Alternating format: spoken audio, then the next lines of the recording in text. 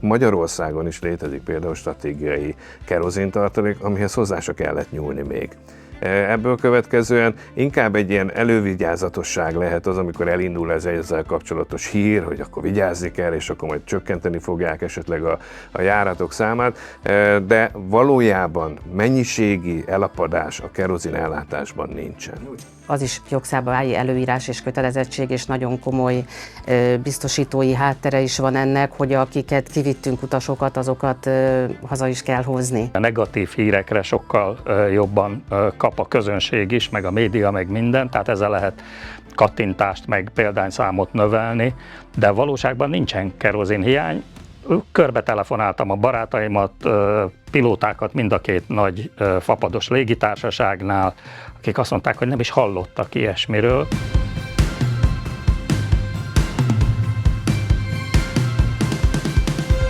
Köszöntök mindenkit, ez az IBUS podcastja. Ebben az epizódban a kerozinhiányról fogunk beszélgetni szakértőinkkel. Az utóbbi hetekben, hónapokban ugyanis rengeteg hír és azzal ellentétes információ is előkerült, és ezt szeretnénk most tisztázni. Köszöntöm a vendégeinket, Termes Nórát, az IBUS hálózat és marketing vezetőjét és utazási szakértőt, Holoda Attillát, energiaügyi szakértőt és Hardy Mihályt, légügyi szakértőt. Köszöntelek benneteket! Hát tényleg az van, hogy most utasként hall az ember ezt-azt. Legutóbb májusban, mikor a Hungarocontrol vezetője közölte, hogy olyan kerozinhiány van, hogy itt nyáron járatokat fognak törölni 20%-osan, azért az ember tényleg megijedt. Mindenkinek szól a kérdés, hogy ez mennyire valós. Ugye ez egy nagyon globális kérdés ilyen értelemben, mert onnan érdemes kiindulni, hogy mondjuk az európai légügyi szállításoknak és transportnak az ellátása ugye alapvetően a kerozinon múlik, és ugye európai finomítóknak a kerozin kibocsátó kapacitása az kisebb, mint amennyit Európa elhasznál. De ez egy közismert tény, és ezzel nagyon régóta élnek együtt ezek a légitársaságok is és repülőterek. Ebből következően, amikor bármiféle zavar van mondjuk az olajellátásban, akkor mindig azt nézik, hogy az abból származó outputok, tehát a benzin, dízel, kerozin, az mennyire van fenyegetve, és mennyire kritikus a helyzet. Hogy mennyire nem kritikus a helyzet mindazok ellenére, hogy egyébként valóban a hormuzi szoros lezárásával érintve volt a világ nyers kőolaj-kereskedelmének nagyjából 20%-a, nem okozott akkora problémát, mint ami ebből következően okozódhatott volna, hiszen minden egyes ilyen területen megvannak a saját tartalékaik, hogy más nem mondjak, Magyarországon is létezik például stratégiai kerozintartalék, amihez hozzá se kellett nyúlni még. Ebből következően inkább egy ilyen elővigyázatosság lehet az, amikor elindul ezzel kapcsolatos hír, hogy akkor vigyázni kell, és akkor majd csökkenteni fogják esetleg a járatok számát, de valójában mennyiségi elapadás a kerozin ellátásban nincsen. Csak akkor ez egy kicsit ilyen pánikkeltés hangulata is van ennek, és az viszont sose jó, és most már is a Nóra is érdekel, hogy mi csapódott le nálatok, de a Misit arról kérdezném, hogy egy Hungarocontrol vezetője, és nyilván nem konkrétan ez, de hogy vajon mi miatt fogalmazódhat meg valakiben egy ilyen információ, és ezért egy elég erős kijelentés? Hát ezért ez egy nagy kérdőjel a számomra, hogy Turi Ferenc ezt mire alapozta. Én nagyon jól ismerem őt, hiszen ő nagyon sokáig volt a Budapest Airport szakmai tanácsadója korábban. És amikor erre a beszélgetésre készültem, akkor ugye rákerestem az interneten, hogy akkor mégis hogy állunk ezzel a kerozin kérdéssel. És bocsáss meg, hogy kijavítalak, de nincs kerozin probléma Európában. Tehát, én azt mondtam, hogy erről hallani. Nem azt mondtam, hogy van, hanem erről hallani. Most, és akkor itt viszont átvedlek újságíróvá, mert azt kell, hogy mondjam, hogy a negatív hírekre sokkal jobban kap a közönség is, meg a média, meg minden, tehát ezzel lehet kattintást, meg példányszámot növelni, de valóságban nincsen kerozinhiány. Körbe telefonáltam a barátaimat, pilótákat mind a két nagy fapados légitársaságnál, akik azt mondták, hogy nem is hallottak ilyesmiről, de ha lenne probléma, aztán fölhívtam az elődömet, aki a MOL-nál a kommunikációs igazgató, mondta, hogy nem is hallott erről, hogy bármiféle probléma lenne, mert egész biztos, hogy Szászhalombattán készül a kerozin, ott a csővezeték megy Ferihegyre, a Ferihegyen egy egész hétre való tartalék, tehát ha most így elzárnák a csövet, egy egész hétre való tartalék van az óriási nagy kerozin tartályokban, ez pedig annyira elég idő, hogy ha esetleg lenne valami probléma a csővezetékkel, de nincs, akkor akár Pozsonyból a Slovnaftnak a finomítójából, akár Svehátról az ÖMV-tól, tehát az osztrákoktól is lehetne kerozint venni vasúti tartálykocsikba. Van egy vasúti átfejtő állomás Ferihegyen, tehát mindenféle szempontból a kerozin ellátás stabil és biztosított. Arról nem is beszélve, hogy hát most jön ugye július-augusztus, a legnagyobb utazási szezon, ilyenkor fogy a legtöbb belőle. Annyi történt, hogy felment az ára. Tehát a kerozin az megvan, ugye a kecskeméti stratégiai tartalékhoz nem kellett hozzányúlni, nem úgy, mint a benzin és a gázolaj esetében. Egyszerűen én azt kell, hogy mondjam, hogy ez egyfajta ilyen, hát megpróbálok finoman fogalmazni, szóval egyfajta hisztériakeltés.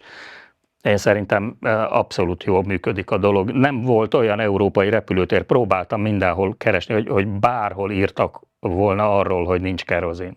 De ilyet én nem találtam. Na most akkor ennek ellenére, vagy ezzel együtt mi csapódik le az IBUS-nál, az utasoknál? Tehát van-e ilyen jellegű kérdés? Mert gondolom az IBUS kifejezetten olyan irodahálózat és utazási iroda, ahol nagyon sok a közvetlen kapcsolódás az értékesítők és az utasok között.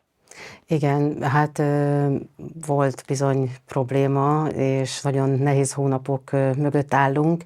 Azzal együtt, hogy az év elején egy nagyon-nagyon intenzív kereslet volt, ugye mindig abban az időszakban van, a téli időszakban van a nyári előfoglalási akciónk, és január-februárban rengetegen foglalták le már azon utasaink a nyári programjaikat, akik előre biztosítani szerették volna, éltek a kedvezményes lehetőségekkel, illetve fix időpontban szeretnének nyáron utazni, úgyhogy nagyon optimistán indultunk neki az idei évnek, és aztán február végén jött a sajnálatos esemény, az öbölválság, ami közvetlenül is olyan szinten érintett bennünket, hogy Ománban egy nagyon népszerű charterjáratot Ománba üzemeltettünk, Szalalába, és sajnos párnapos informálódás után úgy döntöttünk közösen a SmartWings légitársasággal, hogy a charter járatainkat vele üzemeltetjük, hogy leállítjuk a járatot biztonsági okból.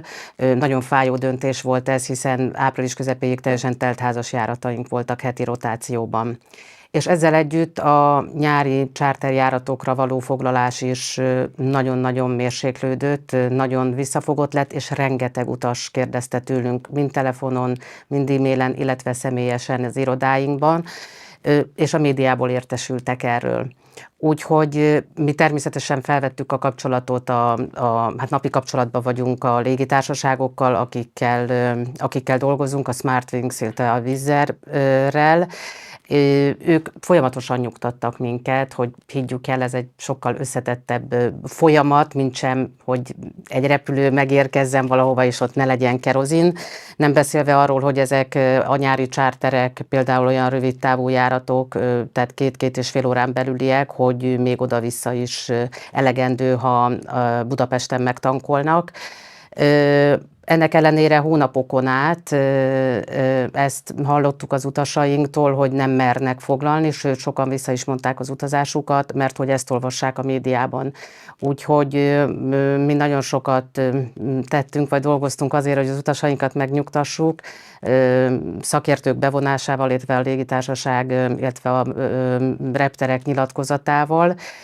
Ez úgy május közepére egy picit alább hagyott, amikor már indultak is a járatok, és hát az első járatok, amik közül az egyiken te is elutaztál Antáliába, ugye Törökországban már hamar kezdődik a nyári szezon, tehát azok a hírek jöttek, illetve azt tapasztalták meg az utasok, illetve azok, akik készültek befizetni, hogy zavartalanul üzemelnek a járatok.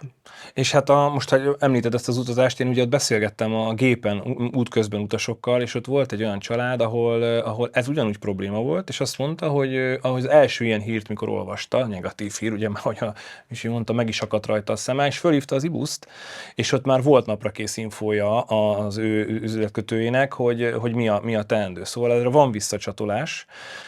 Engem az is érdekelne, hogy nyilván én talán egy fokkal jobban, vagy érzékenyebb vagyok, mint én is újságíróként, jobban próbálok utána járni a dolgoknak, de mondjuk tételezzük fel, hogy valaki egyáltalán nincs otthon ebben. Tehát azért valamilyen kapaszkodó kell neki abban, hogyha hall egy ilyen erős mondást, hogy kimaradnak járatok, ennyi fog megmaradni neki.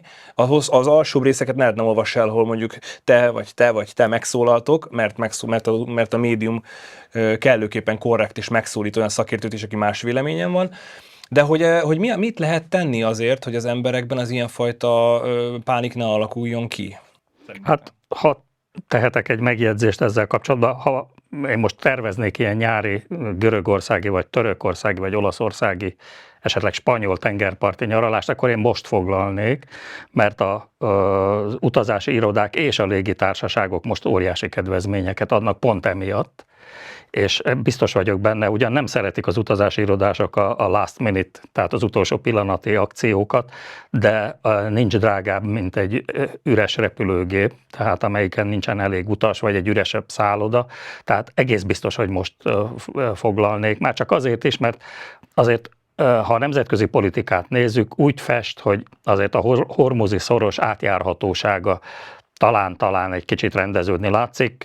Ha holnap valami egészen más hülyeséget mond Donald Trump, azért ne engem tegyetek felelőssé, de azért úgy tűnik, hogy Európában megvannak a tartalékok, és ahogy Nóra is mondta, és ez nagyon fontos, hogy az utasok tudják, hogy borzasztó komoly tervezés előzi meg azt, hogy beülnek az utasok egy repülőgépbe és elindulnak, hiszen aznap a személyzet kap egy útvonaltervet, egy időjárási tervet, a várható átrepüléssel kapcsolatos minden információt, hogy van-e az adott állomáson elég kerozin, nincs-e véletlenül, nem tudom én, utas ellenőrök sztrájkja, tehát minden, ezek az úgynevezett notamok, ezek a légitársaságok között és a repülőterek között cirkáló friss információk, aznapi információk, tehát az körülbelül egy fél óra az utazás elkezdése, vagy a repülés elkezdése előtt, amíg egy kapitány, vagy az első tiszt beprogramozza például az útnak az adatait.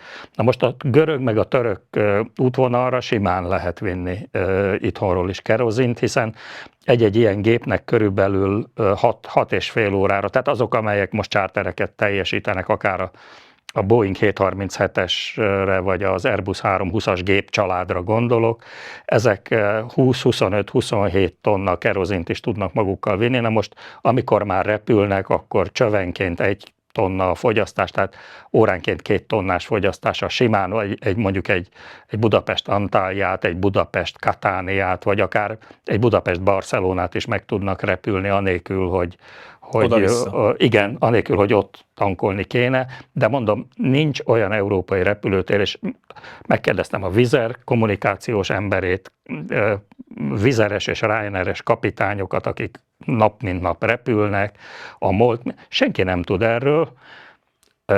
Az biztos, hogy az Európai Unió energiaügyi biztosa, és megpróbálom nevetés nélkül kimondani a nevét, Attila már mosolyog, Apostolos Cicikosztásznak hívják Én meg se próbálkozom azzal, hogy kimondjam a nevét. Az illetőt. Ő figyelmeztetett arra, hogy hosszabb távon, tehát 5 év, 10 év távlatában Európának valamit tennie kell azért, hogy kerozinból is önellátó legyen. Most kb. 70%-ban önellátó és 30%-ban importál, de az Egyesült Államokból például simán tud behozni kerozint Európa, ha akar, vagy ha szükség lenne rá.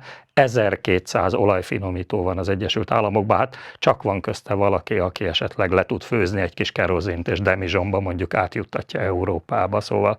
De egy picit az is van, hogy ez rávilágít arra, hogy alapvetően az energiaügy lett az egyik legfontosabb kérdés, és nyilván tudjuk, hogy minden más, tehát az orosz függőség, és így tovább, de hogy ezek szerint a kerozin is belépett ebbe a területbe, nem?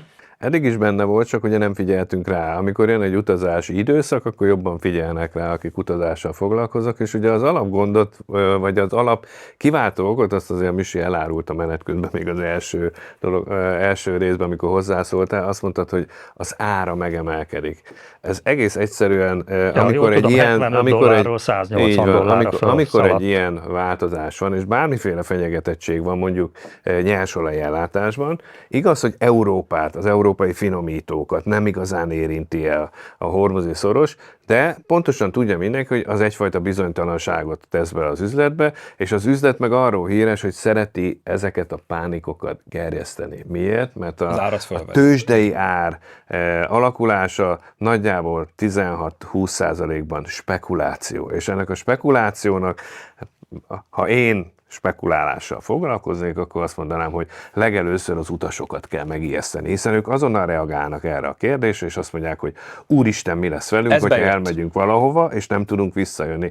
És erre még az is rájön, hogy mondjuk bizonyos nagy légitársaságok, amelyek több típusú repülőgéppel rendelkeznek, és nagyon sok járatuk van, ők akkor mondják, hogy hát igen, azért fogunk járatot ritkítani, de nem azért, mert nem ér el kerozint, és ugye ezt már nem teszik hozzá, vagy mondjuk a sajtó nem közvetíti, hanem azért, mert egész egyszerűen ők elkezdenek számolni. Ugye egy ilyen átlagos légitársaságnak az üzemanyag költség az olyan 25-30% körül van. A kisebb cégeknél, tehát a fapadosoknál még magasabb, hiszen nekik egyéb költségük alig-alig jelentkezik. Ebből következően ők nagyon érzékenyek a költségváltozásra. Ugye, ahogy Misi is mondta, 100%-nál is többel emelkedett a kerozin ára, azaz náluk egy magasabb tétel jelentkezik, és ugye a nagy légitársaság azt mondja, jó, akkor én egy kisebb gépre fogok váltani, mert hát, ha nem tudom a nagyot megtölteni, éppen a piac által gerjesztett bizonytalanság miatt, tehát ez egy ilyen kicsit ilyen dominó jellegű, hogy valaki valamit mond, és az elindít, akkor már az 5. dominónál már nem tudtuk, hogy mi volt az eredeti, de mindenki kellőképpen pánikban van ahhoz, hogy ennek a hatása a piacon, akár árban, akár egy ilyen bizonytalanságban jelentkezzen. Itt érdekes, hogy ezt mondod, mert erről olvastam, hogy most valahogy úgy kalkuláltak, hogy a kisgépeknél 40-ről 45%-ra emelkedett az, hogy mennyi, amikor már nem veszteséges, viszont a nagy gépek, a hosszú utas gépeknél 40-ről 80-ra, tehát hogy duplája embert kell föltenni a gépre az árak miatt, hogy ne legyen veszteséges a járat. Ezt ti is kalkuláljátok? Igen, ez egy nagyon fontos téma, amit most mondasz, és szerintem érdemes tisztázni, hogy az utazási irodák például, amikor charterjáratokat üzemeltetnek, akkor ez hogy is van, és hogy az utasok biztonságáról mi minden gondoskodik, illetve nagyon komoly jogszabályi előírások határozzák meg a működésünket, mind a utazási irodák, mind a charterező légitársaságoknak a működését. Tehát az utazási iroda, amikor kibérel egy gépet, nevezetesen az IBUS ugye már évtizedek óta teszi ezt, a nyári időszakban 18-20 chartert indítunk hetente közkedvelt mediterrán üdülőhelyekre, akkor mi charterláncokra szerződünk. Tehát ez azt jelenti, hogy júniusban, május végén vagy júniusban elindul a szezon, és utána heti rotációban 14-16-18 héten át folyamatosan üzemeltetjük a hét ugyanazon napján ezeket a chartereket mondjuk a Krétára, és hát mivel ezen folyamatosan viszünk utasokat, ezért ez itt nem fordulhat elő, hogy egyszer csak nincs elég utas, abba hagyjuk. Tehát, hogy mi így kalkulálunk, az egész szezont így tervezzük meg, hogy azokat folyamatosan heti rotációban tudjuk üzemeltetni, hiszen az is jogszabályi előírás és kötelezettség, és nagyon komoly biztosítói háttere is van ennek, hogy akiket kivittünk utasokat, azokat haza is kell hozni. És hát ha az a repülő kimegy az utasokért, akkor ki is viszi a következő turnus utasait. Tehát, hogy körülbelül fél évvel előre tervezzük meg és szerződünk le ezekre a charterjáratokra. Ugye egy ilyen chartergép 180 férőhelyes, hát amikor kalkuláljuk az árakat, akkor nyilván teltházzal, de nem teltházzal, de majdnem teltházzal számolunk, és gyakorlatilag akkor egész szezonon át üzemeltetjük, tehát nincs olyan, hogy mondjuk júliusban pár hét szünetet tartunk, hiszen az előző héten utaztak ki rajta utasok, akiket haza kell, hogy hozzunk. Ez az egyik verzió a charterezés, a másik, amikor menetrend szerinti járatokon, akár fapados járaton, ahogy említettem, a Wizz Air járatain, heti rotációban szintén egy-egy járaton 20-30-50, akár 100 helyet is megveszünk, és akkor így a járatok töltését nagyrészt már biztosítjuk, azzal együtt, hogy a légitársaság egyéni utasoknak is eladja azt, vagy kisebb csoportoknak. Tehát itt is gyakorlatilag gyakorlatilag úgy szerződünk le jóval a szezon előtt, hogy már ezekre a fix kapacitásokra, és ehhez vásárolunk mi szálláshelyeket is kint az üdülőterületeken, tehát hoteleket, apartmanokat, nyilván az előző évek tapasztalata alapján mire van nagyobb kereslet, tehát garanciában megvásároljuk ezeket a helyeket, és itt utalnék arra, hogy igen, hogy miért lehet óriási last minute akciókat tapasztalni most is. Valóban, hiszen mi ezeket a szálláshelyeket kifizettük, a repülőjáratokra szerződtük, nagyrészt kifizettünk, és valóban, ha üresen marad egy-egy hely, az a legnagyobb veszteség. Tehát azokra a helyekre hirdetünk meg last minute akciót, amelyeket mi garanciába megvettünk. Bocsánat, kapcsolódhatok ahhoz, amit Nóra mondott. Ugye én nem vagyok az utazási irodák tipikus utasa, mert én nagyon szeretek saját magam autóbérlést választani, szállodát, mindent, de az biztos, hogy az utazási irodák már sokszor hónapokkal, vagy akár előző évben lefoglalják például a block seateket, így hívják azt, amikor mondjuk a Vizernél 20-30-50 helyet lefoglalnak egy 180 személyes gépen, vagy 210 személyes gépen már előző évben. Tehát ugyanez érvényes a szállodákra is, hogy ezt az utazási irodák sokkal nagyobb kedvezménnyel tudják megvenni, hiszen ők több ezer helyet vagy éjszakát foglalnak le egy görög, vagy török, vagy egy spanyol, vagy egy olasz szállodánál, akiknek ez így tuti üzlet. És ami nekem nagyon furcsa volt, amit itt hallgattam, hogy az utasok attól félnek, hogy kimaradnak, hát ez Hawaii Dizsé, hát ott vagyok a szállodában, ugye természetesen a légitársaságnak, meg az utazási irodának ez drága dolog. Én utasként akkor lennék frusztrált, hogyha itthonról nem indulok el. De akkor mehetek haza, aztán tologathatom a fűnyírót a kertbe. De ha már egyszer kín vagyok, az tuti biztos, hogy az utazási iroda hazahozza az utas, hiszen nincs annál drágább, mint amikor valaki tovább marad, és még mindig ugye mondjuk a teljes ellátást kapja, és így tovább, az mind az utazási iroda, meg a légitársaság költsége, nem az enyém. Jó, hát csak azt az elmúlt évtizedek alatt megtanultuk, hogy nem mindegy, hogy milyen utazási iroda, mert azért voltak nagyon durva történetek. És ez nem az Ibuszról szól. Nem, azért mondom, hogy nem mindegy, hogy melyik utazási iroda, de mondjuk most tételezzük fel, hogy ahogy mondta Donald Trump, kiszámíthatatlan, és holnap Inshallah, hogy akkor stílusosan fölborítja az asztalt, és Irán azt mondja, hogy akkor menjetek ti a francba, és itt továbbra is lezárjuk a szorost, és ez egy hosszú időre elhúzódó, eszkalálódó probléma lesz, amire majd valahogy reagál a piac. Tehát most tételezzük fel, hogy van probléma, a kerozin probléma. Akkor abból mit érezhet meg egy utas? Vagy mikor lehet egyáltalán ebből bármi? Vagy lehet-e bármi belőle? Ahhoz, hogy az utas úgy érezze meg, hogy tényleg mondjuk kerozinellátási probléma legyen, ahhoz több hónapos lezárásra lenne szükség, és ilyenkor hajlamosak vagyunk elfelejteni, hogy a Hormuzi szoroson nem csak az arab országok kereskednek olajjal és különböző olajtermékkel, hanem maga Irán is. Iránnak ez az egyedüli bevétele, nem sok mindent tud értékesíteni külföldön, a nyersolajat és olajterméket leginkább, azt is az ázsiai országok nagy részében, főleg Kínába. Ebből következően, hogyha egy ilyen hosszú és nagyon hosszan eszkalálódó helyzet van, az olyankor már az szokott lenni, mint ahogy szokták mondani, hogy ha van 1 millió forint tartozásod, akkor fölhet a fejed. Ha van 400 millió forint tartozásod, akkor följön a bank feje. Tehát ilyenkor azonnal bejön az is, hogy itt azért két fél van.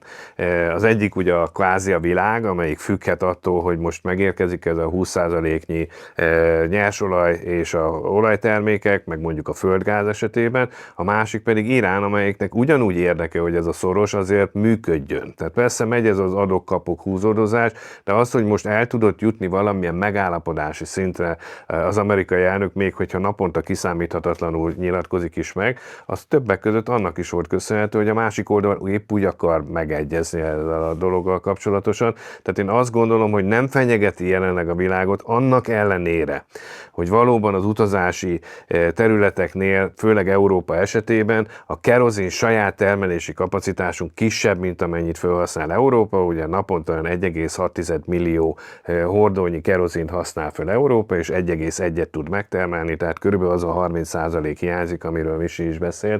terméket, és ezt valahonnan be kell tudni szerezni. De nem kizárólag ez a hormuzi szoros és az onnan származó termékek azok, amik ezt tudják pótolni, viszont, hogyha, és ez nagyon egyszerű egyébként ebbe belegondolni, és nem véletlenül hoztam be az üzleti kérdést, ha mondjuk az észak-afrikai arab országok, gondolok itt Líbia, Tunézia, Marokkó és a többi, amelyiknél szintén termelnek ugye olajat, meg termelnek például különböző olajterméket, kerozint és hasonlót, akkor amikor bizonytalanság van, akkor ő nem fogja azt mondani, hogy de nálam van, és majd én adom neked olcsón. Egy frász, tehát ő is a piacról él. Hogyha a bizonytalanság fölfelé nyomja az árakat, akkor ők erre rájátszanak. Tehát ez eredményezte azt, hogy a kerozin ára följebb ment. De az, hogy ellátási probléma lenne, egyébként ez még akár a dízel és a benzinre is ugyanígy igaz, hiába kellett hozzányúlni a készletekhez, azt lehet mondani, hogy ott talán inkább a fogyás az befolyásolja azt, hogy most éppen van-e elegendő a piacon vagy se.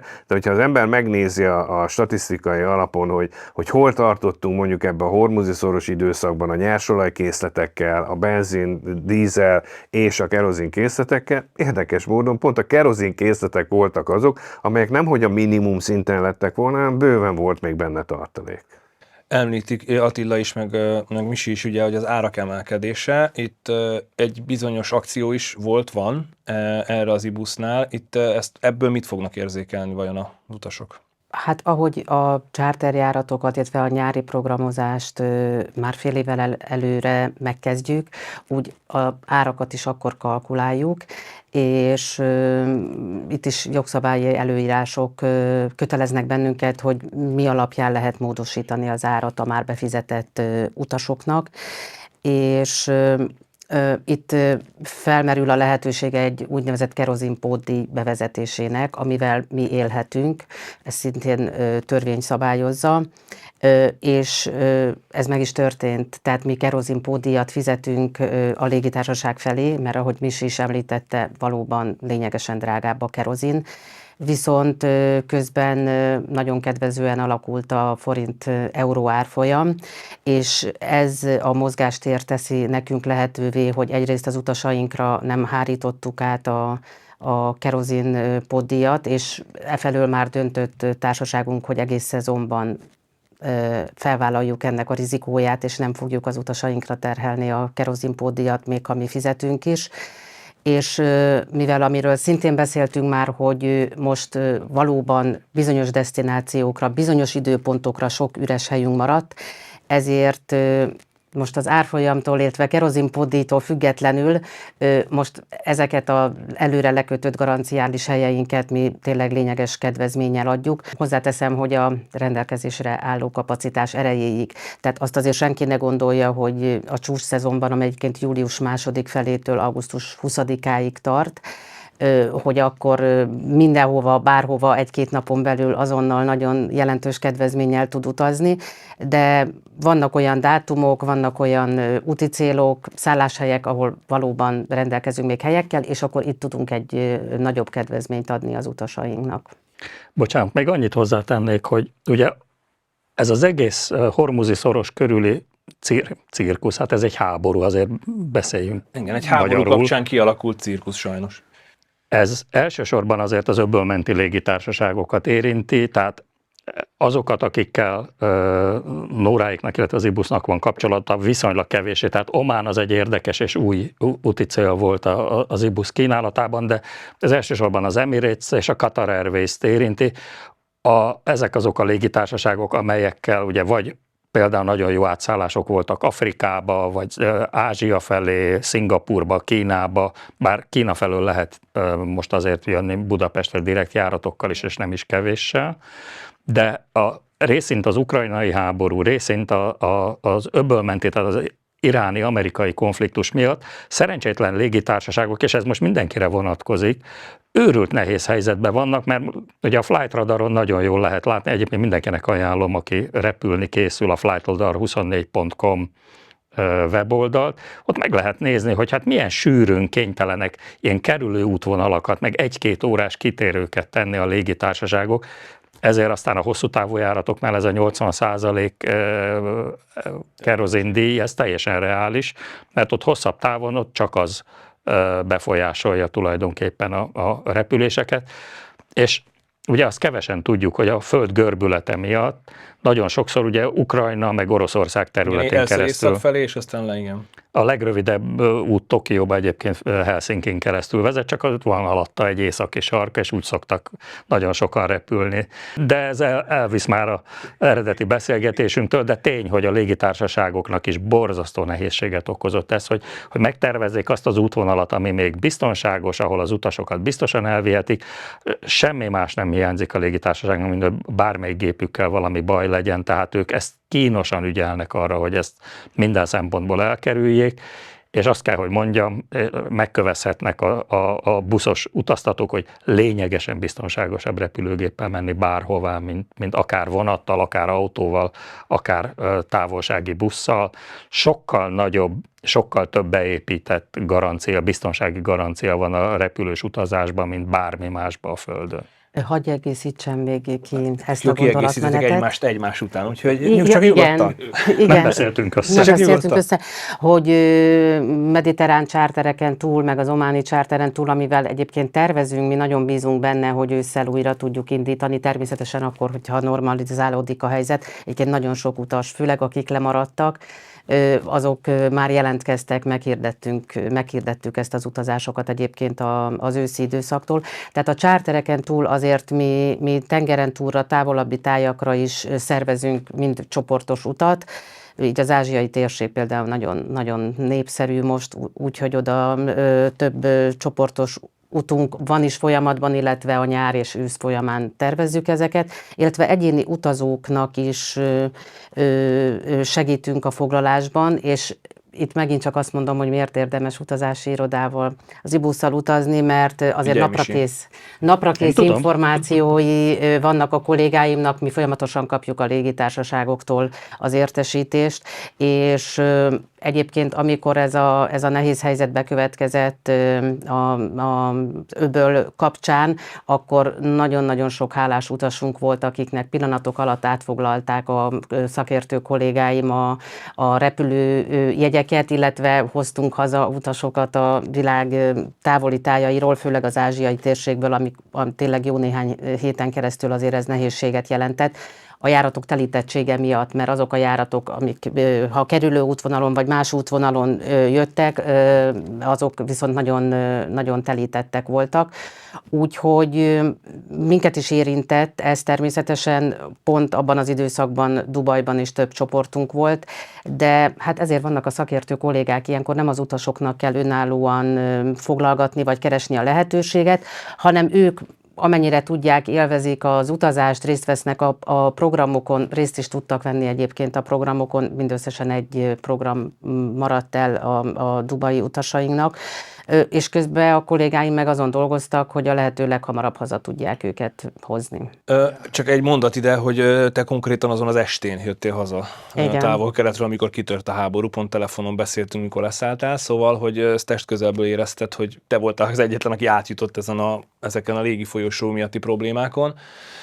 De most Szerencsém is volt, tehát egy olyan járatra volt foglalásom egyébként, Turkish Airways, ami zavartalanul tudott üzemelni, de igen, valóban megtapasztaltam, hogy pillanatok alatt káosz alakulhat ki egy reptéren, szóval tényleg ez a hír, ez olyan szinten érintett abban a pillanatban nagyon-nagyon sok utazót, illetve légitársaságot, és azonnali intézkedésre volt szükség, hogy valóban ezt közelből így megtapasztalni, az elég sokkoló. És akkor ez egy nagyon megnyugtató érzés, ha tudom, hogy a háttérben van kire számítani. Bocsánat, hogy ehhez hadd kapcsolódjak, ugye te is említetted, hogy a Turkish-sel jöttél, ezért nem aggódtál, és ilyenkor mindig kiderül az, hogy az IBUS nem csak azért egy jó partner, mert ugye itt beszélgettünk, és ez a lényeg, hanem azért, mert egy nagy és hosszú múlttal rendelkező. A Turkishnél ugyanez van, a nagy légitársaságoknál ugyanez van. Amikor arról hallunk, hogy nem hozzák haza az utasokat, mert azért, és tudjuk jól, hogy az a hír az mindig azonnal végigfut, arról nem beszél senki, hogy több tízezer járat érkezett meg oda-vissza, és nem hagyták ott az utasokat.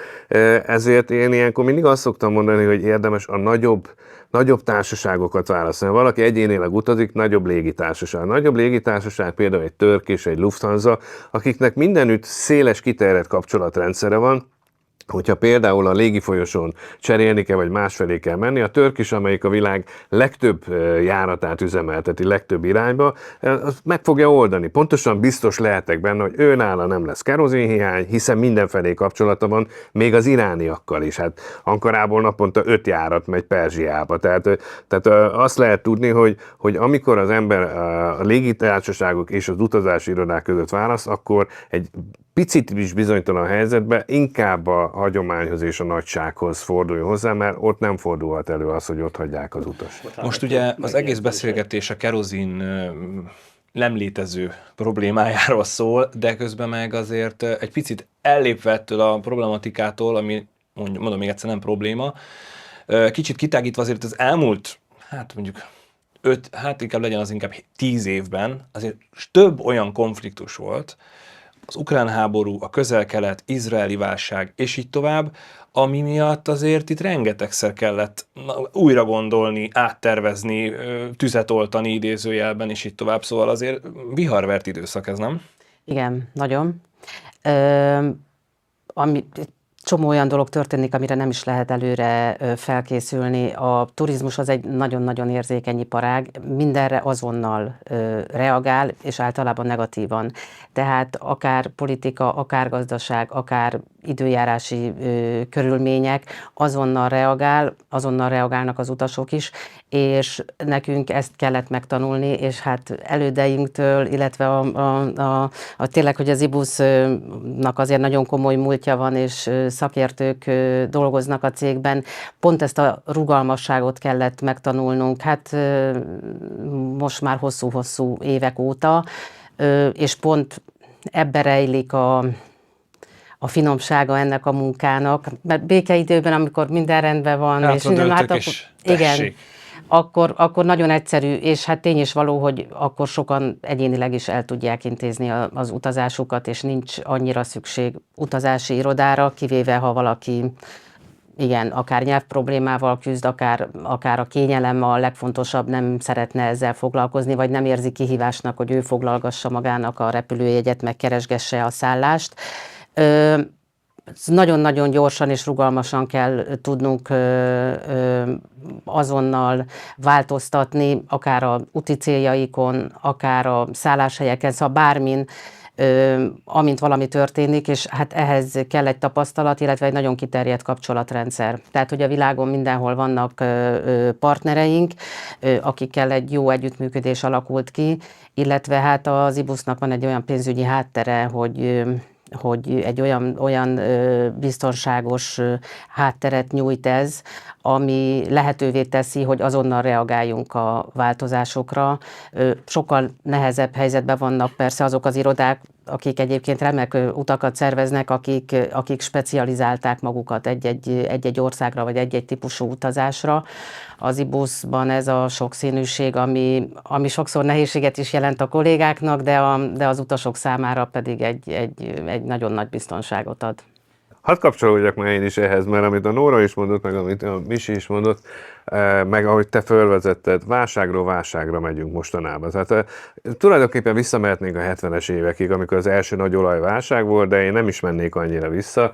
Hát a 90-es meg Nóra nem emlékezhetnek. Igen, nyilván a 70-es évek közepén volt, de mondjuk a 90-es évek végére eljutunk, akkor volt egy olajválság, ma már senki nem emlékszik rá, akkor az olaj ára $14 volt. 14-11 dollár között. Milyen jó lenne. Az abban segített egyébként, hogy akkor például elindultak a charter és hasonló, és azok a fapados légitársaságok, akik kihasználták ezt az olcsóságát az üzemanyagnak.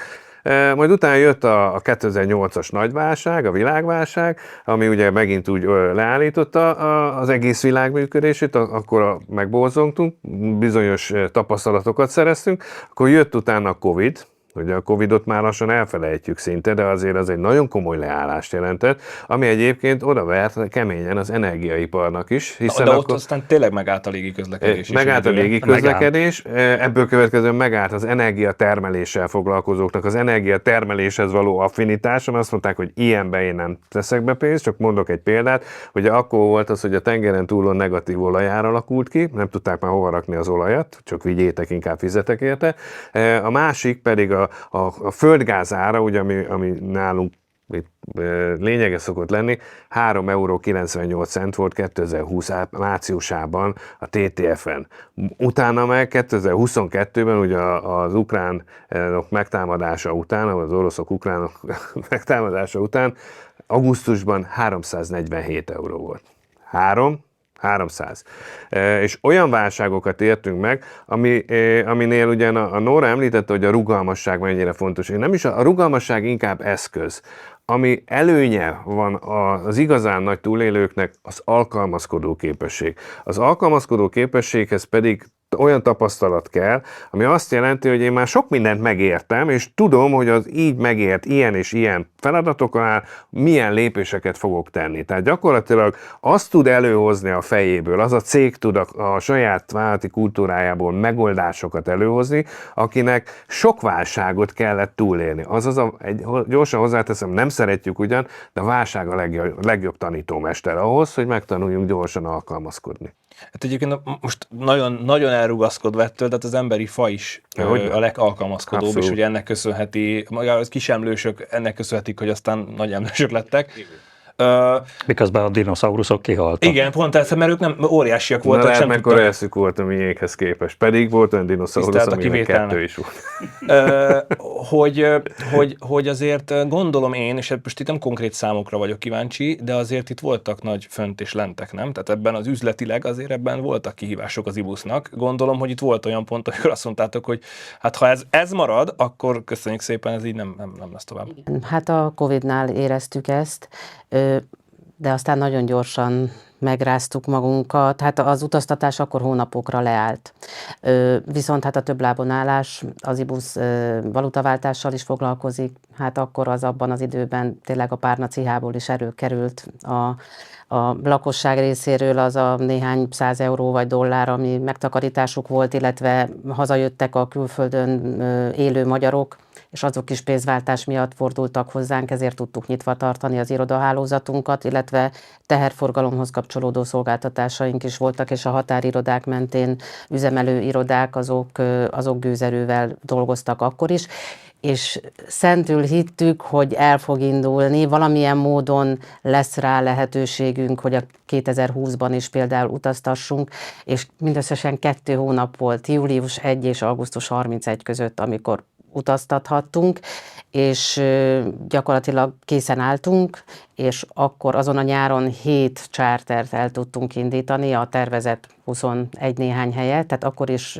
néhány héten át 7 charterünk üzemelt, és ezt utólag tudtuk meg, hogy nem, hogy Magyarországon, egész Európában az IBUS-nak volt akkor a legtöbb chartere, főleg a görög térségben tudtunk utaztatni, és hát ugye nagyon népszerű Görögország, és a szabályok is lehetővé tették, mert ugye folyamatosan figyelnünk kellett a beutazási feltételeket is, hogy mely országba hogy tudunk utaztatni, és akkor lehetőségünk volt arra, hogy elindítsuk, aztán szomorúan szeptemberben ismét bezárt az ország, de aztán a téli időszakban pedig már azokat az úti célokat figyeltük, illetve kollégáim minden áldott nap, hogy melyik az az úti cél, ahova viszonylagos, tehát hogy szigorú előírások szerint, de azért be lehet utazni, és azon a télen, ha jól emlékszem, akkor Dominikába, illetve még két desztináció volt, ahova tudtunk utaztatni, és akkor oda azonnal, igen, Zanzibárra,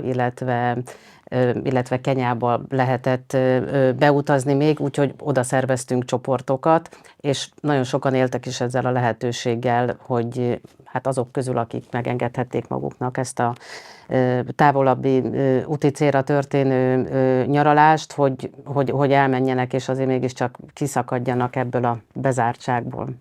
Szerintetek, és ez is lehet záró kérdés is, vagy záró kör, hogy Ez a fajta bizonytalanság, amit te is mondasz, hogy ugye válságok jönnek, ez megváltoztathatja az utazási szokásait az embereknek úgy, hogy mondjuk ez egy olyan tendencia lesz, amire mondjuk egy utazási irodának nagyon kell reagálni, mert a bizonytalanság nagyon sok embert ijeszt meg. Akkor is, hogyha most mi itt ülünk és elmondjuk, hogy nincs kerozinválság, ennek ellenére valakinek ez se lesz elegendő. Hát, míg hallgattam a kollégákat, az előbb eszembe jutott az a nagyon divatos szó, hogy reziliencia, vagy resilience, ahogy az angolból vettük át. Magyarul nem tudom, hogy ez mennyire, de hát ez a túlélő képességet jelenti, ami érvényes egyébként az utazási irodákra, az energiaszektorra, a légitársaságokra, a légiforgalmi irányításra, mindenhol.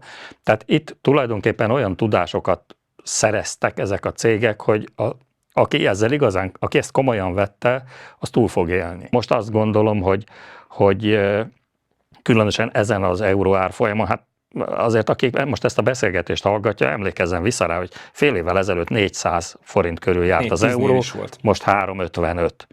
Tehát most érdemes igazán külföldre menni, és most engem biztos meg fognak kövezni a belföldi ebben a beszélgetésben. A belföldi szállásadók, de hát most érdemes Görögországba, Törökországba, az Adriára menni, Olaszországba. Igen, ezt az utasaink is ezt mondják, hogy jaj, de jó, akkor kint bátrabban költhetek. Akkor egy magasabb kategóriájú szállodába befizetek, és kint bátrabban költhetek, több cappuccinót ihatok meg, vagy több Aperol spritzet adott esetben, vagy pizzát, vagy Görögországban gyroszt, vagy a finom helyi sört, a mitoszt.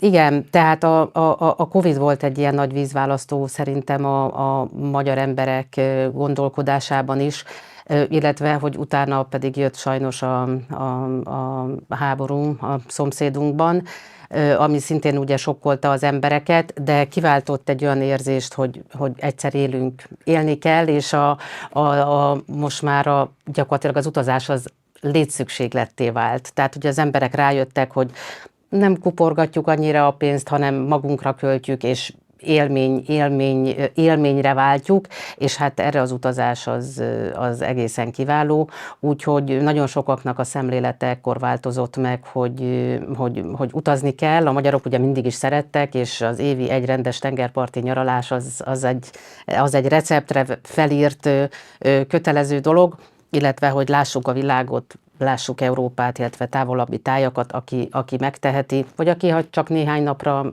tud kiruccanni környező országokba, tengerpartra, hegyvidékbe, tehát ez az utazás, ez egy nagyon fontos lételeme lett az embereknek, a magyar embereknek is, úgyhogy mi ebbe próbálunk nekik segíteni, hogy a biztonságot és a minőséget megadjuk számukra. Talán, hogyha megerősíthetem azt, amit Nóra mondott, akkor nálunk az a családi filozófia, hogy az élmény az a közös befektetés, ami a leghosszabb távú, és ami a családot a legjobban összetartja.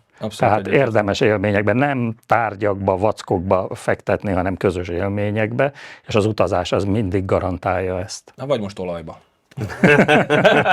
Igen, hát ugye, ha már visszakanyarodtunk kicsit ennek az energia részéhez, azért van egy nagy tanulsága ennek az időszaknak megint, és ugye minden ilyen időszaknak van, az, hogy az európai függőség ilyen szempontból az akkor enyhíthető, azt nem fogjuk tudni, tehát nem találunk új olajmezőket, ezt felejtsük el. Nem az lesz a megoldás, hogy Európában majd őrült nagy giant mezőket fogunk felfedezni. Azon már rajta ülnek a norvégok. Igen, nekik ugye van.